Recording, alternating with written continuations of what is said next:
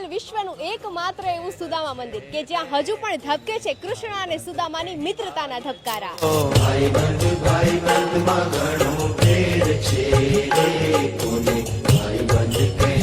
એવું કહેવાય છે કે 12મી અને 13મી સદીમાં અહીં માત્ર નાની એવી ડેરી હતી, પરંતુ મહારાજા ભાવસિંહજીએ 1900ની સાલમાં અહીં મોટું મંદિર નિર્માણ કરાવ્યું।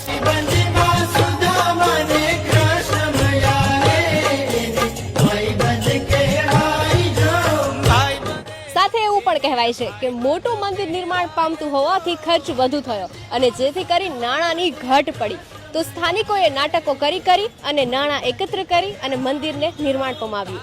મંદિરના પટાંગણમાં આવેલ છે 1,84 પરિક્રમા। એવું કહેવાય છે કે આ પરિક્રમા પૂર્ણ કરવાથી મનુષ્યએ અલગ અલગ ખોડિયા છે બદલવા નથી પડતા અને મોક્ષ મળે છે। તાળી પાડો તો મારા રામની રે બીજી તાળી। તો તમે આ સુદામા મંદિરની મુલાકાત લઈ અને 1,84 પરિક્રમા કરી છે કે નહીં, કોમેન્ટ કરીને અમને જણાવો અને આવા જ વધુ વિડીયો માટે અવર પોરબંદરને ફોલો કરો।